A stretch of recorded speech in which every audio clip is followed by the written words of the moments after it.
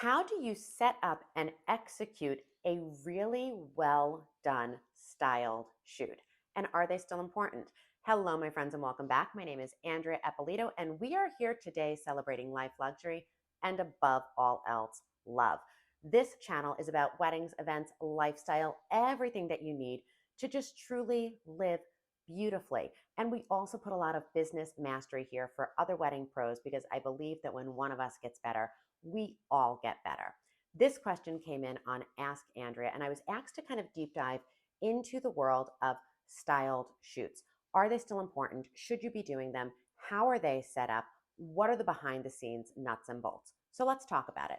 First of all, is a styled shoot still important to your business? Absolutely, 100% yes.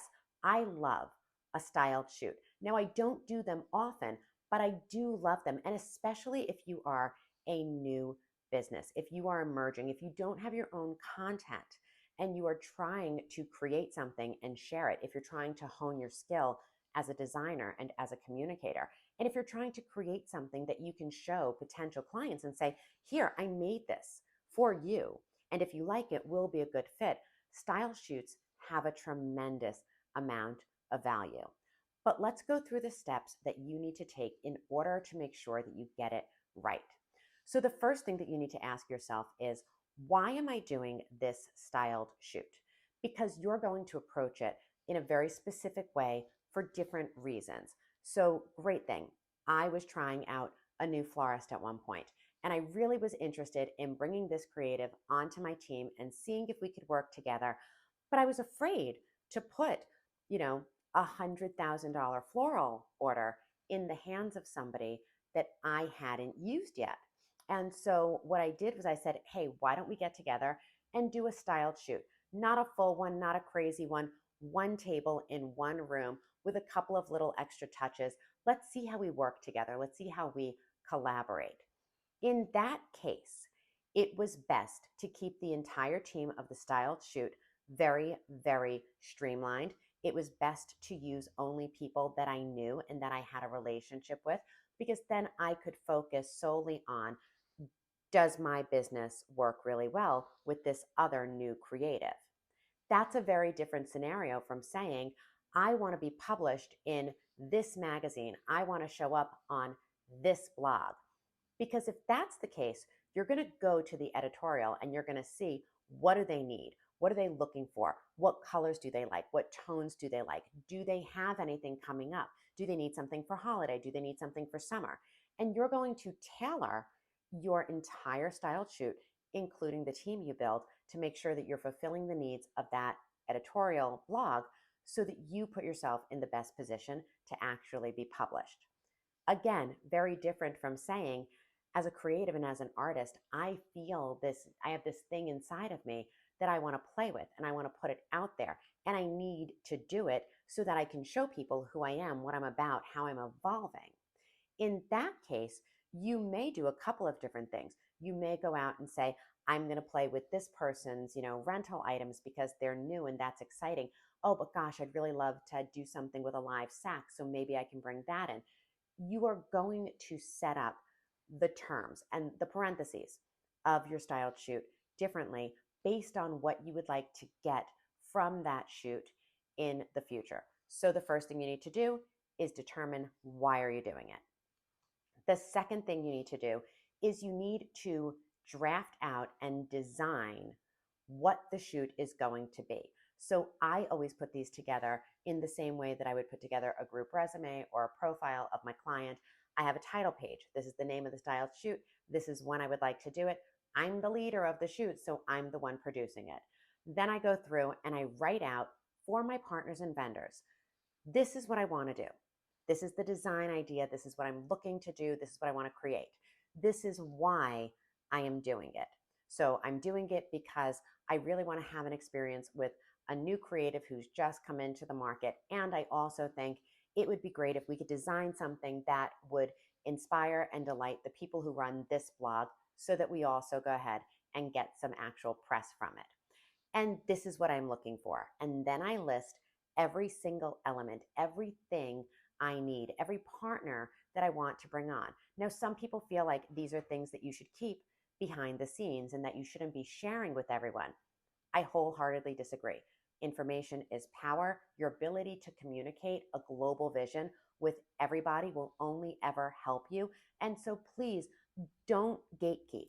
Put it all out there. I put it out. I'm looking for a florist. I'm looking for a rental company. I'm looking for a lighting company. I want to have a photographer. I want a videographer. I need 2 live musicians, 3 models. This is what I'm looking for.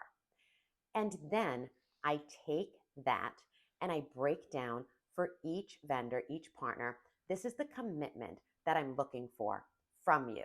You will provide these things. In exchange for everything you're going to provide, this is what I anticipate you are going to receive from it. So, a great point on this is photography. So, photographers actually own the copyright of the images that they take. It doesn't matter that it's my design. It doesn't matter that it's the florist artistry. It doesn't matter that it's the rental company or the venue. The photographer owns the copyright. And so I will say in my pitch deck, in my profile, I want a photographer who is going to allow social media rights and commercial rights to the venue if they want to use it as an ad. So I will put in there, I'm looking for a photographer who's going to be willing to give us this. And everyone is clear from the very beginning. I want the florist to provide the flowers. I want the venue to provide food and beverage so that we can look like we have a real dinner. I want the lighting tech to have this. And in exchange, I want the video team to share this with this many people. I want the photographer to be able to give and deliver this. And you set time frames. The worst thing in the world you could do is create this entire styled shoot and then have a photographer who's like, and you'll see your images and your photos and your videos in 3 months. No, we need to do something quickly. So set the standards, set the parameters, and then you pitch it to each person that you want to work with. So I will take this and I will go to a photographer and say, you're my first choice. This is what I really, really want. Here's everything. Are you interested? And then at the end of this, everybody signs. Everybody signs. It's a contract. Yes, I am willing to commit to this shoot at this time on this date. I am willing to provide 10 hours of photo services. I guarantee you that your proofs are going to be back in your hands within 1 week. And this is the usage that everyone is going to get. You sign that. Photography signs, video signs, everybody signs. And yes, I keep everybody together because I do believe in clarity and transparency. Once you have this, now you can collaborate. Now you can sit in the rental house and say, I don't know, do I want this piece or do I want that piece? I'm not sure. How do I feel in this chair? Maybe I want to use this. Can we have a couple of them? And now you come together. And always as the leader, being the director of the shoot, being the stylist, being the one who's pushing out the vision, but also understanding that people are giving their time, their money, their team, their creative energy. You want to create a situation where everybody is really able to celebrate their best work.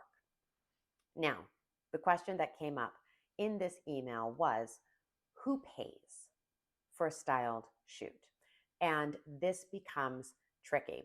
So I have no problem saying over the years, generally speaking, I do not pay to produce my styled shoots. I do expect that the partners, I'm investing my time, my talents, my creative vision, my ability to pull teams together, my ability to get the style shoot published and to get it pressed, my relationships with everybody else.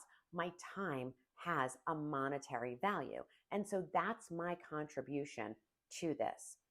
A florist has hard cost in the terms of the fact that they actually do need to write a check for those flowers. And so when you're going through the process, everybody needs to say, I'm comfortable giving 25 hours of my time. And a florist might say, I'm comfortable giving $6,000 of product at cost. I'm comfortable with this. In the past, however, I don't think you ever ask anyone on your team or anyone you're collaborating with to do something that you wouldn't do. I do believe in skin in the game. And there was a time where there was a piece I wanted for a styled shoot. And I couldn't get it gifted and I couldn't get it donated.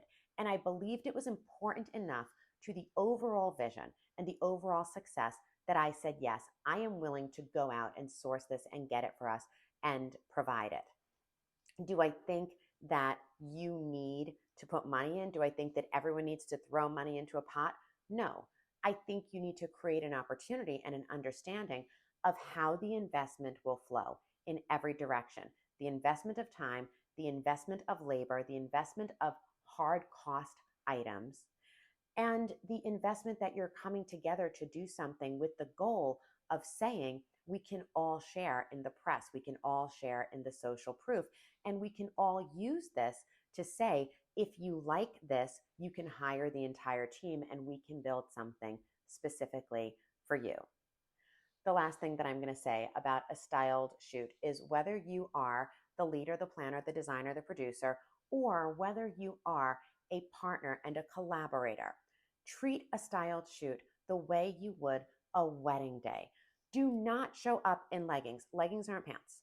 If you are a forward facing, provider, if you are a setup crew, if you're somebody who's not interacting with clients, if you're behind the scenes, okay, great, I get it. But if you're somebody who on a wedding day would be in front of a bride, a groom, a mother, an aunt, somebody else, then you need to be dressed properly. You need to present yourself beautifully. You need to run the day with a timeline. Really, what you're doing is you're producing a wedding with no couple.